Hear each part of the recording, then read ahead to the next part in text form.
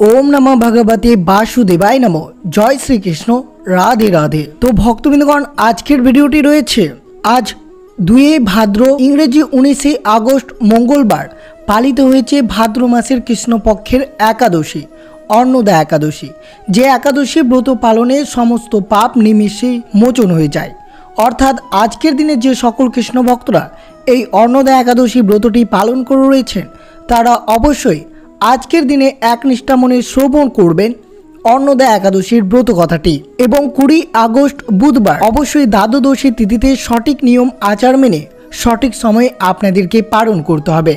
पवित्र এই তিথি নিয়ম মেনে পুজো ও ব্রত পালনে সমস্ত ধরনের পাপ থেকে মুক্ত পাওয়া যায়। ধর্মীয় বিশ্বাস অনুযায়ী এই অন্নদা একাদশীর দিন ব্রত পালন রেখে বিষ্ণুর পুজো এবং এই ব্রত কথাটি পাঠ বা শ্রবণ করলে প্রচুর পরিমাণে পাপ দূরীভূত হয়। তার সাথে অন্নদা একাদশী পালন করলে অনেক বছরের দুঃখ দূর হওয়ার সঙ্গে সঙ্গে জীবনে সৌভাগ্য বৃদ্ধি হয়। তাই অবশ্যই আজ 19 আগস্ট মঙ্গলবার পালিত হয়েছে এই অন্নদা একাদশীর ব্রত পালন। যে ব্রত কথাটি শ্রবণ মাত্রই অশ্বমেধ যজ্ঞের ফল লাভ অর্জন করতে পারবেন।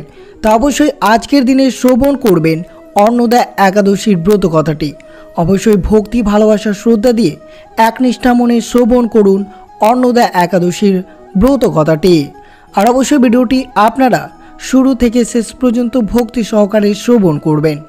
আর চ্যানেলে নতুন হয়ে থাকলে দয়া করে চ্যানেলটিকে সাবস্ক্রাইব করবেন, লাইক করবেন, কমেন্টে ভক্তি ভালোবাসা শ্রদ্ধা দিয়ে জয় শ্রীকৃষ্ণের জয় লিখে দিতে ভুলবেন না এই শুভ দিনটিতে।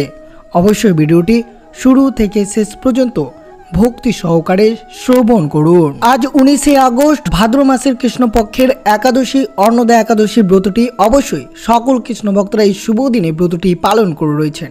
তারা অবশ্যই আজকের দিনে শ্রবণ করবেন অজা বা অন্নদা একাদশীর ব্রতের মাহাত্ম্য কথাটি। ব্রহ্মবৈবর্ত পুরাণ মতে ভাদ্রবর্তী কৃষ্ণপক্ষিয়া তথা ভাদ্র মাসের কৃষ্ণপক্ষের একাদশী তিথিকে বলা হয় অজা বা অন্নদা একাদশী, যেটি 2025 19 আগস্ট মঙ্গলবার এই শুভ দিনে আপনারা ব্রতটি পালন করে রয়েছেন। এখানে এই একাদশীর ব্রতের মাহাত্ম্য বর্ণনা করা হয়েছে। পাণ্ডব শ্রেষ্ঠ সম্রাট যুধিষ্ঠির বললেন, হে শ্রীকৃষ্ণ, ভাদ্র মাসের কৃষ্ণপক্ষের একাদশীর নাম কি? এই একাদশী ব্রতের মাহাত্ম্য কি এবং এর কি ফল তা শুনতে আমি অত্যন্ত আগ্রহী।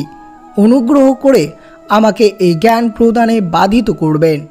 শ্রীকৃষ্ণ বললেন, হে রাজন, হে পাণ্ডব শ্রেষ্ঠ, আমি সবিস্তারে ভাদ্রবতী কৃষ্ণপক্ষে একাদশীর কথা বর্ণনা করছি। আপনি একাগ্র চিত্তে তা শ্রবণ করুন। ভাদ্রের কৃষ্ণপক্ষে একাদশীকে বলা হয় অন্নদা বা অজা। এই তিথি সর্বপাপ বিনাশিনী। যিনি শ্রীহরির অর্চনে এই ব্রত পালন করেন তিনি সর্বপাপ মুক্ত হন। এমনকি এই ব্রতের নাম শ্রবণে রাশি রাশি পাপ বিদরিত হয়ে যায়। এই ব্রতের প্রসঙ্গে একটি পৌরাণিক গল্প রয়েছে। আপনার জ্ঞান পিপাসা নিবারণের জন্য আমি সেই পৌরাণিক কাহিনীটি বর্ণনা করছি, তা আপনারা অবশ্যই মনোযোগভাবে শ্রবণ করুন। অতি প্রাচীনকালে কৌশল রাজ্য রাজা হরিশ্চন্দ্র নামে এক নিষ্ঠাপরায়ণ সত্যবাদী চক্রবর্তী রাজা ছিলেন। তিনি ছিলেন যেমন দাতা তেমনই ধার্মিক এবং সত্যবাদী ছিলেন। তার কাছে কোনো কিছু চেয়ে কেউ খালি হাতে ফিরতেন না। শীঘ্রই তার এমন দানের স্বখ্যাতি স্বর্গে মর্তে ও পাতালে ছড়িয়ে পড়ল। একদিন দেবরাজ ইন্দ্রের সভায় বশিষ্ঠ মুনি রাজা হরিশ্চন্দ্রের দানশীলতার কথা বর্ণনা করছিলেন। এই সময় ঋষি বিশ্বামিত্র রাজা হরিশ্চন্দ্র দানের সুখ্যাত শুনলেন। ঋষি বিশ্বামিত্রের ইচ্ছা হলো তিনি রাজা হরিশ্চন্দ্রের দানশীলতার পরীক্ষা নেবেন। তাই পরীক্ষা নেওয়ার জন্য উপযুক্ত সুযোগের অপেক্ষায় ছিলেন তিনি। কিছুদিন পর স্বর্গের 5 জন অপ্সরা কোনো একটি ভুল করার জন্য দেবরাজ ইন্দ্র কর্তৃক অভিশাপগ্রস্ত হন। ইন্দ্রের অভিশাপ ছিল যে এই 5 জন অপ্সরাকে মানবী হয়ে জন্মগ্রহণ করে ঋষি বিশ্বামিত্রের তপবনে কিছুকাল বাস করতে হবে। ফলে যা হওয়ায় তাই হলো। অপ্সরাগণ মানব রূপে ঋষি বিশ্বামিত্রের আশ্রমে রয়ে গেলেন পরিচারিকা হিসেবে। একদিন তারা বিশ্বামিত্রের তপবনে পুষ্প চয়ন করতে গিয়ে অসাবধানবশত একটি পুষ্পবৃক্ষের শাখা ভেঙে ফেললেন। এই কাজের শাস্তি স্বরূপ ঋষি বিশ্বামিত্র তাদেরকে গাছের শাখায় বেঁধে রাখলেন। এইদিকে দৈব্যক্রমে কৌশল রাজ্যে রাজা হরিশ্চন্দ্র সেই বনে মৃগয়া করতে আসেন। এই সময় সে তপবনে গাছের ডালে বাঁধা বালিকা রূপে অপ্সরাদের করুণ কান্নায় আওয়াজ শুনে রাজা তখন তাদের মুক্ত করে দিলেন। অপ্সরারা মুক্ত হয়ে যায়। পরে খুশি হয়ে স্বর্গে গমন করলেন। পরদিন প্রাতকালে ঋষি বিশ্বামিত্র পুষ্পচয়ন করতে এসে গাছের শাখায় অপ্সরাদের দেখতে পেলেন না। তিনি ধ্যান বলে জানতে পারলেন কৌশল রাজা হরিশ্চন্দ্র তাদের বন্ধন থেকে মুক্ত করে দিয়েছেন। রেগে আগুন হলেন ঋষি বিশ্বামিত্র। এরপর রাজা হরিশ্চন্দ্রের রাজ্য তথা অযোধ্যায় চললেন তিনি। রাজা হরিশ্চন্দ্র ঋষি বিশ্বামিত্রকে পরম শ্রদ্ধায় বসিয়ে করজোড়ে বললেন, হে রাজর্ষি, এই দাসের প্রতি আপনার কি আদেশ? ঋষি বিশ্বামিত্র রাগে তখন কাঁপছেন। বললেন, হে রাজা, আমি আমার তপবনের যে বালিকাদের বেঁধে রেখেছিলাম, তুমি কোন স্পর্ধায় তাদেরকে মুক্ত করে দিলে? রাজা হরিশ্চন্দ্র সবাই উত্তর দিলেন, হে ভগবান, আমি জেনে এই অন্যায় করে ফেলেছি। আপনি করুণা করে আমাকে ক্ষমা করুন। তার বিনিময়ে আপনি যা চান আমি তাই দিতে প্রস্তুতি আছি। ঋষি বিশ্বামিত্র বললেন, বটে, খুব দানের বড়াই হয়েছে তোমার। হে রাজা, বেশ তো, আমাকে তোমার সমস্ত স্থাবর অস্থাবর তথা রাজ্যটা দান করে দেখো। হরিশ্চন্দ্র ঋষির এই আদেশ মেনে নিলেন। তিনি তার সমস্ত স্থাবর অস্থাবর ঋষি বিশ্বামিত্রকে দান করলেন। তখন বিশ্বামিত্র মুনির দানের দক্ষিণা চাইলে রাজার কাছে। রাজা তার ভাণ্ডার রক্ষীকে 7 কোটি সোনার মোহর দক্ষিণা হিসেবে দিতে আদেশ করলেন। এবার বাদ সাধলেন ঋষি বিশ্বামিত্র। বললেন, হে রাজা, তুমি তো ধার্মিক, এখনকার রাজকোষ থেকে অর্থ নিয়ে আমাকে দান করছো। তুমি ভুলে যেও না, তুমি তোমার সমস্ত সব কিছু আমাকে দান হিসেবে প্রদান করেছো। এখন এই সমস্ত রাজ্য, সমগ্র রাজপুরী, সম্পূর্ণ রাজভাণ্ডার, দামি রাজভূষণ, রানীর বহুমূল্য অলঙ্কার সবই আমার। এতে আর তোমার কোনো অধিকার নেই।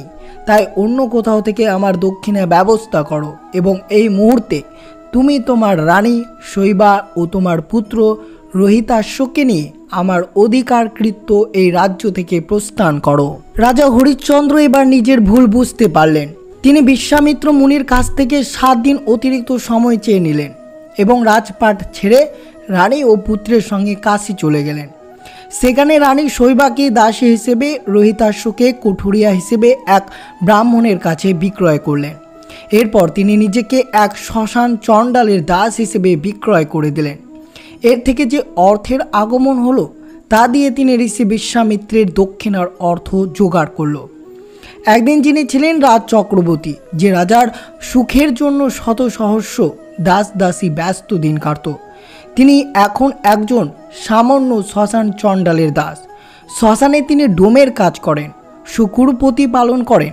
অন্যদিকে শত শত দাসী যে রানীর শৈবার সেবা করত, তিনি আজ দরিদ্র ব্রাহ্মণের কেনা দাসী। আর রাজকুমার রোহিতাশ্ব, তিনি ব্রাহ্মণের পুজোর জন্য পুষ্প চয়ন করে আর কাঠ কাটেন। কিন্তু হাই, এর চেয়ে নিষ্ঠুর পরিস্থিতি এগিয়ে এলো রাজা হরিশ্চন্দ্রের উপর। একদিন ব্রাহ্মণের পুষ্পকানীন পুষ্প চয়ন করার সময় রাজকুমার রোহিতাশ্বকে এক কাল সার্পর দংশন করল। রাজকুমার ঢলে পড়ল এবং মৃত্যুর হিম শীতল কোলে ছড়িয়ে পড়ল। রাবি শৈবা তার জগৎ অন্ধকার দেখলেন। যে পুত্রের মুখের দিকে তাকিয়ে তিনি ও রাজা হরিশ্চন্দ্র সমস্ত দুঃখ কষ্ট সহ্য করেছিলেন, সেই স্নেহের পুত্রটি আজ চলে গেল না ফেরার দেশে। রানী পুত্র শোকে বিলাপ করে কাঁদতে লাগলেন। রাজা হরিশ্চন্দ্রর এমন অবস্থায় পরিস্থিতি হয়েছে যে মৃত্যু পুত্রের সৎকার করতে হবে, কিন্তু সেখানে তার কোনো আত্মীয় স্বজন কেউই নাই। কে করবে দক্ষিণী মায়ের দুলালের শেষকৃত্য? তাই নিজের নারী ছেঁড়া ধন কোলে নিয়ে চললেন শ্মশান ঘাটে। এইদিকে প্রকৃতির সেদিন যুদ্ধংদেয়ী ভেঙিতে সেজেছে। চারদিকে ঘোর অন্ধকার, কালোময় দুর্যোগ এবং ভয়ঙ্কর এক অগ্নিপিণ্ডের মতো দগদগ করে আগুন জ্বলছে। ঘাটের কড়ি আদায় করার জন্য রাজা হরিশ্চন্দ্র শ্মশানে দাঁড়িয়ে তার দায়িত্ব পালন করছিলেন। এই সময় রানী শৈবা তার মৃত পুত্র নিয়ে ঠিক সেই শ্মশানে উপস্থিত হলেন যেখানে রাজা হরিশ্চন্দ্র ডোমের কাজ করতেন। তাদেরকে চিনতে না পেরে রাজা হরিশ্চন্দ্র বললেন, যদি তিনি ঘাটের কড়ি না পান তাহলে তিনি সব দাহ করতে পারবে না। রানী শৈবা আর কি বা করবেন? তিনি নিজেও অপরের কেনাদাসী, ঘাটের কড়ি পাবেন কোথায়? মনের দুঃখে তিনি সেই শ্মশানে বসে রাজা হরিশ্চন্দ্রের নাম ধরে অঝোর কাঁদতে লাগলেন। এমন সময় দৈব ইঙ্গিতে একবার বিদ্যুৎ চমকালো। সেই বিদ্যুতের আলোতে রাজা হরিশ্চন্দ্র তার রানী শৈবা এবং তার মৃত পুত্র রোহিতাশ্বকে চিনতে পেরে ডুকরে ডুকরে কেঁদে উঠলেন। রানী শৈবা ডোমের পোশাকে দায়িত্বরত রাজা হরিশ্চন্দ্রকে চিনতে পেরে তার পায়ে লুটিয়ে পড়লেন। তারপর দুইজন মিলে এমনভাবে অনেকক্ষণ ধরে কাঁদলেন। তারা পরে পুত্রের জন্য চিতা প্রস্তুতি করে নিজেরাও ওই চিতায় আত্মহত্যার জন্য সিদ্ধান্ত নিলেন। এমন সময় স্বয়ং ঋষি বিশ্বামিত্র প্রকট হয়ে বললেন, হে রাজন, ধর্ম ও সত্যের প্রতি আপনার এই অনুরাগ শুধু আমি না, স্বয়ং দেবতারও তুষ্ট হয়েছেন। আপনি প্রকৃতই ধার্মিক, দানবীর ও সত্যবাদী। আপনার পুত্র বেঁচে উঠেছে। এই বলে রাজকুমার রোহিতাশ্বকে গায়ে হাত বোলাতেই তিনি বেঁচে উঠলেন। ঋষি বিশ্বামিত্র বলে চললেন, হে রাজন, ভাদ্র মাসের কৃষ্ণপক্ষের একাদশী অন্নদা বা অজা নামে জগতে প্রসিদ্ধ। আপনি এই ব্রত পালন করুন। এই ব্রতের প্রভাবে আপনার সমস্ত পাপের দুঃখের বিনাশ হবে এবং আপনার ভাগ্যবশত আগামী 7 দিন পর এই তিথির আবির্ভাব হবে। এই দিনে আপনারা সম্পূর্ণরূপে নির্জল উপবাস থেকে রাত্রি জাগরণ করবেন, শ্রীহরির পুজো অর্চনা করবেন এবং গরিবদেরকে দান করবেন। অর্থাৎ পারণের দিন অবশ্যই গরিবদেরকে খাদ্য দান করবেন। এইভাবে ব্রত উদযাপনে আপনার সমস্ত পাপ ক্ষয় হবে এবং আপনার হারানো সুদিন ফিরে আসবে। ঋষিবরের উপদেশের মতো তিনি শ্রদ্ধা সহকারে সেই ব্রত পালন করলেন। তার ফলে তার সমস্ত পাপ দূর হলো। আকাশ থেকে দেবগণ দুন্দুভি বাদ্য ও পুষ্প বর্ষণ করতে লাগলেন। এরপর কিছুদিন পর রাজ্য সুখ ভোগ করে অবশেষে আত্মীয় স্বজন ও নরকবাসী সহ স্বর্গে গমন করলেন।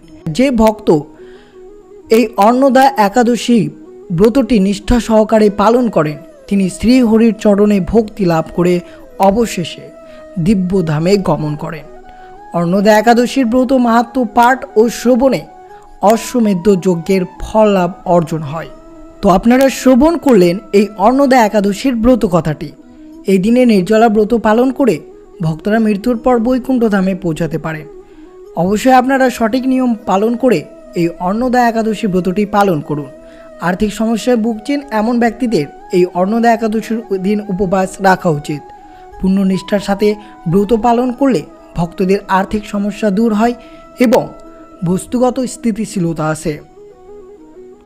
এই অন্নদা একাদশীর সময় দলগত প্রার্থনা, কীর্তন এবং মন্দিরের অনুষ্ঠানে অংশগ্রহণ করা অত্যন্ত জরুরি।